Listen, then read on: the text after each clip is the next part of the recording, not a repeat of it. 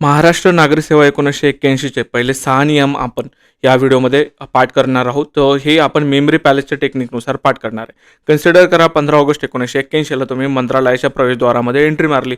तिथं तुम्हाला 2 बोर्ड दिसले. पहिल्या बोर्डवरती तुम्हाला एक नाव दिसलं, महाराष्ट्र सिव्हिल सर्व्हिसेस रूल 1981. दुसऱ्या बोर्डावरती तुम्हाला व्याप्ती दिली होती, जिथं शासन आणि शासनाचा पैसा येतो तिथं आपण या रूलची व्याप्ती बघितलेली. त्याच्यानंतर तुम्ही पहिल्या मजल्यावरती गेले, तिथं वित्त विभाग होता आणि त्या वित्त विभागामध्ये 3 तोंडाचा ब्रह्मदेव बसलेला होता आणि तो 3 तोंडाचा ब्रह्मदेव काय करतो, नियमांचे अर्थ लावतो. त्याच्यानंतर पुढे अजून एक व्यक्ती होता जो हातात चारा घेऊन उभा होता, जो की कर्मचाऱ्यांचे हार्डशिप दूर करतो, आपण असं बघितलेलं होतं.